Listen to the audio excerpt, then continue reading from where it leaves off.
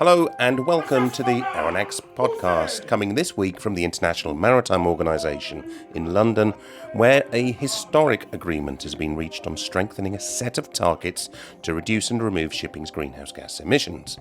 My name's Craig Eason, and as well as host of this podcast, I'm also editor of the Fathom World website. And over this whole week, I've been at the IMO headquarters, where IMO member states have been deliberating a revised strategy to decarbonise international shipping, a strategy which some wanted to see aligned with what's needed to keep within a 1.5 degree global temperature increase. This agreement has been a long time coming, with months of diplomatic discussions, and there are delegations calling this outcome historic, but others say it falls short of what's needed. So in this episode, we hear from those that I've spoken to who were at the IMO at the meeting. But before we hear from them, let me give you a few basic facts so you're up to speed.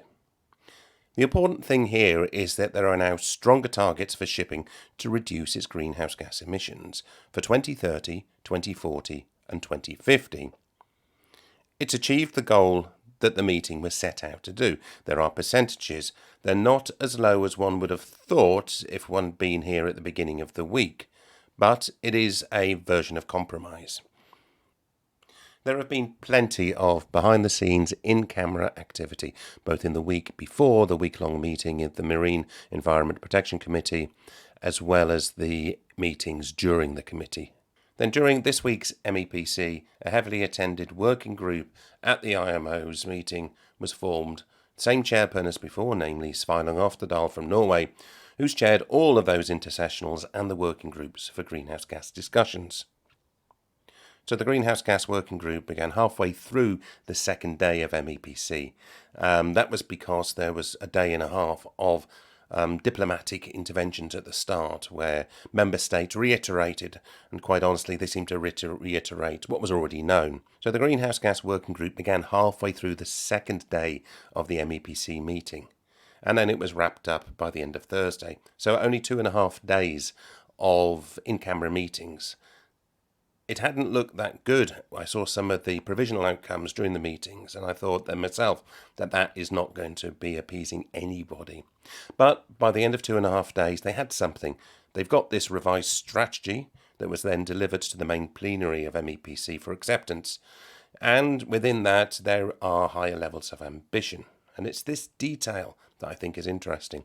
The one main thing I will say is that the level of compromise that's had to be found, and as you'll hear in a minute, there's something in it to be annoyed about by everyone. So in this revised strategy, there are still the 2030 and 2050 target dates, but there's also now specific ones for 2040. The 2030 target for the reduction in the CO2 emission intensity of shipping is the same as the initial strategy. The carbon intensity of international shipping is to decline with the CO2 emissions. Note, this isn't greenhouse gases, to go down as an average across international shipping by at least 40% by 2030, and this is compared to the figures that they've got for 2008. While the uptake of zero or near zero greenhouse gas emission technologies, fuels and energy sources is to represent at least 5% for 2030 of the energy used by international shipping. That's in what's known as indicative guidelines.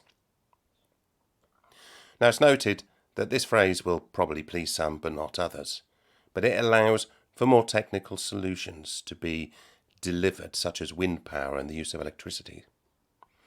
But there is the 2050 revised target, a target which has raised a few eyebrows due to its vagueness. It says to peak greenhouse gas emission from international shipping as soon as possible and to reach net zero GHG emissions by or around, i.e. close to 2050, taking into account different national circumstances. That's not very hard and fast, but it is more than was in the initial strategy. And then, as I mentioned, the indicative checkpoints for 2030-2040, which are to reduce the total annual greenhouse gas emissions from international shipping by at least 20%, striving for 30% by 2030, and to reduce the total annual greenhouse gas emissions from international shipping by at least 70%, striving for 80% by 2040. Also, in the report are agreements on how to perform the impact assessments of the economic measures, so that one or a blend of some of the elements of them could be agreed to go on at further meetings of the MEPC to be adopted, and importantly with entry into force in 2027. Meanwhile, the IMO strategy itself is going to be reviewed every 5 years, and this will undoubtedly allow the IMO members to look at how the goals within the strategy can be tightened up. So what's the feeling amongst those who were in the room when this historic agreement was made? Here's the chair of the intersessional meetings and last week's working group hero, Sveinung Oftedal from Norway, who's been steering the discussions to decarbonise shipping. We started talking about what these target percentages mean. If you look into the content, that content will grow in time because it's now the basis for the action needed, meaning it's not only an intent, it's also a follow-up plan with a timeline. So this is now the basis for decarbonising shipping. What I see within some of the details of the report, when I looked at the other strategy, there are certain percentages relating to 2030 and 2040. Some of those percentages are this indicative checkpoints that emerge, but there's another set of percentages before that in the text. Can you explain that part of the text for me? The levels of ambitions and the checkpoints will be used as the basis when we develop measures. So we have then two sets of measures. One, the existing short-term measures will be revised by 26, and then the new basket of measures, as we call it, with a technical element and an economic element, then have an intent to be adopted in 25, entering into force in 27. Now, when member states negotiate the requirements within those measures, member states will then need to use the levels of ambitions and the checkpoints as the basis for the exact requirements, so we know what will be the result of those requirements. What do you envisage happening now then? So we've got today's working group that has ended at MEPC. There's going to be an intersessional, I believe, at the start of the week before the next MEPC, which will be in April next year. But what about the work in between? First I will have my summer vacation, but then member states, after having their summer breaks, will start then to prepare for the further development of the measures to be submitted to that intersessional. Then in addition, there will be a follow-up on the life cycle guidelines for fuels, so that we have initiated. Also, on the measures as we can see them now, we will initiate a comprehensive impact assessment, meaning the information we need on what type of effects this will have on states when we develop those measures. So a lot of work will be initiated after the summer break as the follow-up. There are many delegations now which want to work together. I'm sure that will happen. And also, as I said, the initiation of the comprehensive impact assessment, which the Secretary General now is invited to do, will happen. How's that going to happen? Is it UNCTAD? I heard mention of UNCTAD. Is it UNCTAD that's going to be invited to do those impact assessments? Yeah. The Secretary General then will invite a steering committee to be established as the focal point for the committee to steer this work. And that will then consist of representatives from the member states.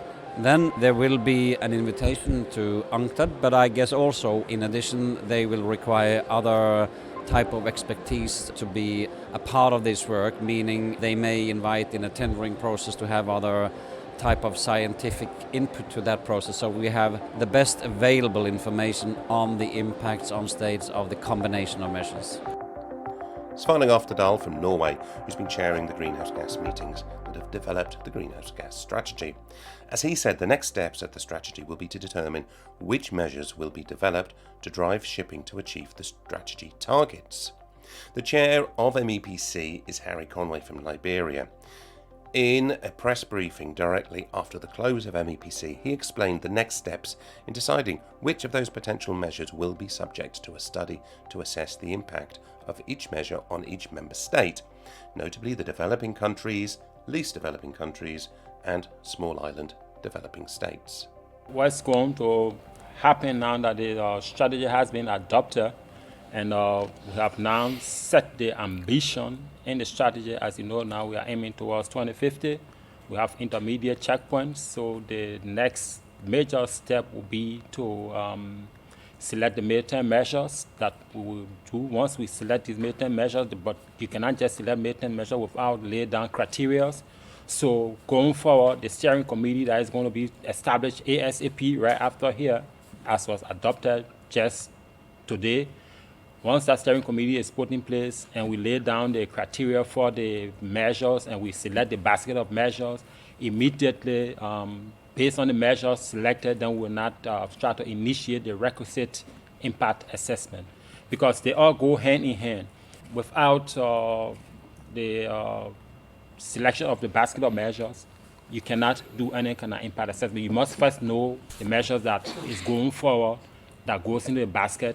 Based on that measure, then you now do the impact assessment. However, the impact assessment itself cannot proceed without first identifying the criteria upon which you are going to conduct the impact. Now, for shipping companies, one of the main focuses is this indicative checkpoint of a 70% reduction in total greenhouse gas emissions within 17 years. Now, that is the lifespan of a large vessel, such as a bulk carrier or tanker or container ship. Order it today, likely delivered in 2025, and it's likely still going to be in service by 2040 when this 70% reduction checkpoint will have been reached. Fredrik Larsson is head of environmental policy at the Swedish Shipowners Association. It's quite clear that we have an agreement now, we have a strategy. It's non-binding, but nevertheless it's a major step forward for this organization. All the countries came together and there has been a lot of negotiations behind the scenes. At that time we were a bit puzzled, we were a bit scared of what they were to come up with. You worried that it wasn't going to be strong enough, that the percentages weren't going to be there, that the wording was going to be too woolly? Exactly, yeah. We didn't really know what was going on. The industry was not partaking in these discussions behind the scenes, but eventually there were some smoke in the tunnel, and we have an agreement now, which is great. And as far as I understand, there were a lot of countries who were in the room, negotiated that strategy, which did not do that the last time. So from that point of view, this is a great strategy. It unites the global maritime world, and not least the IMO itself. Do you think that this is going to create the level of trust from the investment communities to start looking at the fuels and the engines and the new ships? Is the 2040 deadline, because the 2030, that doesn't look very strong to me, but the 2040 at 70% or 70 to 80%, that looks a lot stronger, and that's like 17 years from now. I heard France saying that, so that 2040 deadline is the one, that 2040 indicative checkpoint is the one that is going to stimulate change. Yeah, I think I can agree on that. I think the 2030 indicative checkpoint, it could be seen as perhaps a bit vague or weak, if you like, but it is there. It provides a clear signal to the industry itself and fuel producer and other stakeholders. But the 2040 target, that's much more stringent. As it looks now, it's we're a bit scared or wonder, can we actually meet it? But it's many years there, and just look on how it looked a couple of years ago when we adopted the initial strategy. We were quite concerned that the targets by then were a bit strong, but that's 7 years ago now, and we see no problems with it. So I agree, the 2040 target, it looks a bit stringent or perhaps difficult to achieve, but I think we will get there, and the signal we needed from this meeting is definitely there. Fredrik Larsson from the Swedish Shipowners. Now, he wasn't the only delegation member to talk about the numbers. Even in the plenary talks after the revised strategy was approved, the International Chamber of Shipping talked about the potential challenges of shipping achieving the 2040 checkpoint without the help of an economic measure to plug the price gap between fuels of the future and current fossil fuels. There's also the need to give investors, fuel makers, technology companies the market signals, and that is what this revised strategy may have just done. I caught up with Maddie McLean, Secretary General of the Zero Emission Ship Technology Association, or ZESTA, and asked her what she thought was the best and worst this landmark revised strategy. The best bit is the numbers, and the worst bit is the numbers. Why? We've got levels of ambition that, if they're clearly stated, will trigger investment. The bad bit is that they're not clear, hard numbers. They're indicative numbers. So for me, the real work starts now, where we turn diplomacy into numbers that can be put into a spreadsheet and used by accountants and engineers to back investment and create projects. When I looked at the actual wording, it doesn't refer to fuels. It actually refers to systems, energy systems and technologies, and that must be a great kick for Zestis members, because that allows for a greater focus on the technical solutions rather than looking for ammonia and methanol alone. Yeah, absolutely. Because here at the IMO, we've always looked for policies that were technology agnostic, and that includes the fuels, the type of fuels used. So what we're really focusing on is on the outcome, the GHG reduction outcome, whatever that means. And it does, as you have correctly stated, it does allow us to really focus on the tech, on the vessels. And as you know, Greg, our technologies will only use absolute zero emission fuels. So, we need to get that hydrogen, and we need to absolutely assure that it's green hydrogen. But at the end of the day, it's investment in the tech that's going to use that hydrogen that's really going to move things forward. And that's the key thing here, those albeit indicative targets of 70% by 2040 and the lower ones for 2030 and the rather wishy-washy for 2050. But do you think this is giving that incentive now for investment in the technology? Is this what's going to kick this whole sort of technical revolution within the shipping industry? Absolutely. And when you look at, we say 70% by 2040, but we've added that 80 in, so that as we go forward, we can lean toward that 80 and say to industry, step up, and we can push the 80 if you're stepping up to the plate here. And I think that, well, two things, and that's that any yourself that any investments made now into new technology or new infrastructure, they're going to be around in 2040. So from this day forward, we're looking at 70 to 80% reductions in GHG impacts of all of those investments. And this also sends a strong signal to the energy industry that we're going to need those fuels, and we're going to need them to the tune of 80% by 2040. So it's time to tool up on their renewable energy investments and then that whole supply chain to deliver that energy to shipping.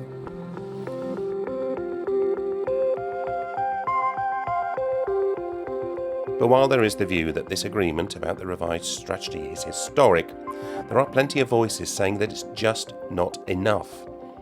Seated at the back of the plenary hall at the IMO committee meetings are the non-government organisations, the NGOs.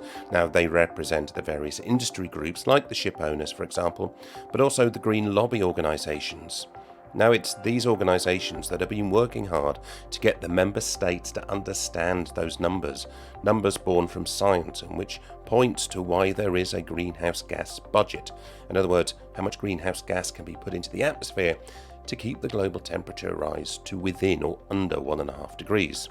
Shipping may be only under 3% of the total input of anthropogenic greenhouse gas emissions into the atmosphere every year, but this isn't insignificant, they say, and the IMO as a UN body has an opportunity to set an example. So here's Lucy Gilliam for Seas at Risk, a European-based association of environmental organisations campaigning for ocean conservation. Well, we've got something. It's like a step forward, but it falls far short of what we need to adequately address the climate crisis. Why is that? Because when I looked at it, I could see 70% reductions for 2040, and I heard the intervention earlier from ICS saying there aren't enough fuels, we'll try and do what we can, we need a levy to be able to do that. So there are concerns that we can't get that amount of shipping onto the water by 2040 to even meet that target. Well, See, last week we released a study with CE Delft looking at 2030 targets, how we could meet them. And that research shows that we could be meeting 1.5 degree aligned targets, the science-based targets, with existing technologies and existing know-how of how to change operations of ships. So looking at the fuels that are available now, looking at technologies like wind propulsion, and also looking at, shifting the way that we operate ships, slowing them down, that we could be meeting the more ambitious 1.5 degree aligned targets. What we've got here with the 2030 targets and the 2040 targets falls short of these science-based targets that were being proposed by the Pacific delegations, for example. So, our view as NGO coalitions, and is shared by some of the member states, is that we can meet those targets, but what we need is a clear regulatory framework to really push industry to deliver. When you say 1.5 aligned targets, have you broken that down to say, well, this is what that actually means? Because that seems like I can't really turn that into ships on the water having to use different fuels or different technologies. Yeah, so when we're talking about a 1.5 degree aligned target, what we're talking about is the carbon budget that we have to keep the temperature below 1.5 degree limit. Now, there's different ways that you can meet that carbon budget. So you can either cut emissions by 50% by 2030 and have a more gradual decline with zero emissions in 2040 or 2050, or you can have a kind of a less steep curve like 36% by 2030 and then meeting like 94% by 2040. So both of those would be 1.5 degree aligned, but where you have different chances, different odds of making it. So the science-based targets that have been proposed by UMass and by others, that's with a 50-50 chance of keeping below 1.5 degrees.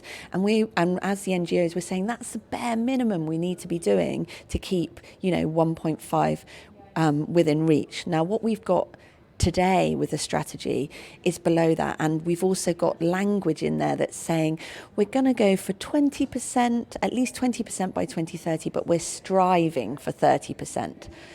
Even if we take that more ambitious striving figure, it's below what we need to be doing for the science-based targets. So that's where we've got our concerns. So coming out of IMO today, we're going to say, great, where we've got to now, but we're going to be looking to local, national and regional action to deliver that gap and to make sure that we keep 1.5 degree limit solidly within reach. That's what we absolutely must do, to protect island communities, to protect coral reefs, to prevent extreme weather, tipping points, etc. from happening. Lucy Gilliam from Seas at Risk. The IMO isn't known for a lot of exciting activity, but last week was something of an exception. Monday saw campaigners with a somewhat new approach to campaigning, asking delegates to dance for the oceans outside the IMO building. There was an almost party-like atmosphere. Then on one of the evening receptions, a lapse in security led to 3 campaigners getting into the IMO headquarters and wandering around, daubed in blue body paint, and they're laying down in the middle of the delegates' lounge, playing dead, totally ignored by the delegates until being escorted out by the police. And then on Friday, as all the delegate countries were making short speech after short speech about this historic agreement, a speech of a totally different kind was heard.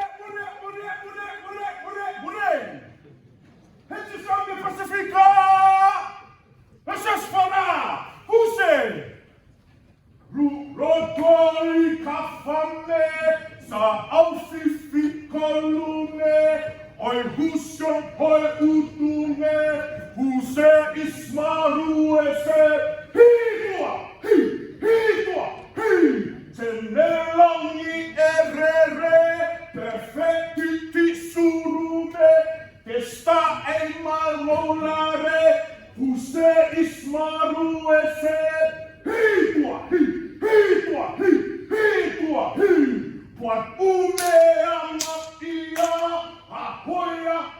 That is John Tokave from Fiji, one of the Pacific Islands recognised under the label of Small Island Developing States and at direct risk of climate change. So after the MEPC meeting was done, I caught up with John and asked him about the song and its meaning and why do it at the IMO's MEPC meeting. I come from the island of Rutuma in the nation of Fiji. My villages are Malhaha and Itutiu. Now you've come into the IMO and in the middle of the IMO you did a haka. So what was the message? It's not called a haka. We acknowledge that it could feel the same mana as a haka, but where I come from in Rutuma, our ancestors, we called it a kota. So a kota is one of an old war chants that we used to do during our times of our forefathers, where we used to challenge and intimidate our challengers to war, making them feel scared, making them feel nervous, so that we could get the upper hand mentally. So what we did was, I've done research in changing this kota from instead of challenging someone to war, you're challenging this concept of climate change, this phenomenon of climate change, with the help of everyone present in the room. You're acknowledging everyone's presence, you're acknowledging that there's more work to be done, the fight is still ongoing, it has definitely not ended, and we're challenging climate change that us as states can work together, collaborate together in making, in a way, through diplomacy and negotiations, we can battle this phenomenon of climate change and make it stop. We're here at the IMO where we've seen the development of a revised strategy. I know that a lot of the least developing countries and the SIDS, they've been campaigning for a lot stronger action, really. A lot higher ambition. Are you pleased then with what you've got? Is this something that you think that the industry as a whole, the maritime industry, can use and grow with, or are you disappointed? Initially, we as the Pacific countries, we all came with a common goal, and that was 1.5. We did not get 1.5. And for that, we're a bit sad, but a bit disappointed. However, I acknowledge the Pacific delegations and their constant efforts, their work, their negotiations in trying to make a better offer than what was initially given. Because what was initially given was very detrimental to our livelihoods back home. And with what we got at the end, I mean, I can't thank enough the Pacific delegations, their coordination, their energy, their togetherness in supporting each other, because this was never me. I felt this was not about the money, this was not about revenues, this was about our literal existence. And that's what we came here for. We fought for 1.5 because it's already a compromise. And once we didn't get that, we felt it wasn't good, but then with what was initially given was worse, way, way worse.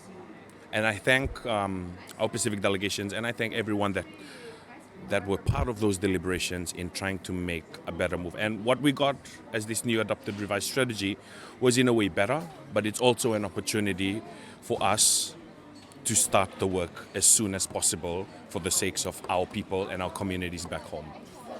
Now, you're obviously pushing quite heavily to have a levy, for example, so that the revenues that come out of the levy will go into decarbonisation of the shipping industry, but importantly, a lot of this mitigation effort that you and other countries in the Pacific are going to need. Yes, we're fighting for the levy, and the levy is still there, and we're going to keep on fighting for that, because everything's connected. We want the 1.5, we want the just and equitable transition, we want the targets. The targets were, even though we did not agree to the numbers that we wanted to, everything is connected to 1.5, and right now we're not on that trajectory. And again, you know, we came all the way from our homes to make this happen, to fight for it here. And what has happened is we may not have gotten what we wanted, but it's given us an opportunity for the Pacific to continue this fight. We're not giving up. We're not sinking. We're fighting, you know, and we're not going to give up. We're going to see a revision of the strategy. Yes. In 5 years. It's almost an end point in the document. But in 5 years, do you think we're going to see delegations come to the IMO and really deliver? I really hope they do, and there's no other choice. Like we always mentioned in the beginning in our interventions for the Pacific, time is not on our side. Climate change is going to we are already seeing it happen. It's not going to stop. Perhaps it'll be worse than what it is in the next few years, but it should definitely be a wake-up call. Not till then, it should be a wake-up call now with what's already happening. You have these fires in Canada, you have these frequent natural disasters that are happening in the Pacific, you got sea level rise. It's already beginning. What we wanted out of this was to start the change now. We wanted it as soon as possible because time was not on our side. And I believe with the revised strategy that we got, it's an opportunity for not only to people to be awake. People should already be awake. States should already be awake with this phenomenon that's happening. Because everything that's happening from now till then will be on us, will be on these deliberations that happen today. Whatever happens, whatever disasters or shocks that happen, it's going to happen. So John Kalkave from Fiji on the need to rally Pacific Island states and use the achievements in the revised strategy for the reduction of greenhouse gas emissions from shipping to inspire further change, both within the IMO but within other international forums like the UNFCCC. So that's it for this episode of the Aronax podcast, recorded in the corridors of the IMO in a week where a deal was made. A deal that some are calling historic, but others recognise as still a stepping stone for better things to come. So that's it also for this season of the podcast. I'm off on a short vacation, likely to return in late August with new episodes of the podcast. And if you like what you hear, if you like what I try and do here with the Aronax podcast, then please share it, spread the word, even better, get in touch with me as well. I recently reached 10,000 downloads of this podcast. It sounds like it's a nice big number, but it is hard work, even though it's extremely enjoyable. And if you want to support my work, if you want to support the podcast, then again, get in touch with me, please. Sponsorship helps pay for what I do. I have a few ideas for sponsorship that may be of interest. So until the next time, I'm Craig Eason at Fathom World. Goodbye for now.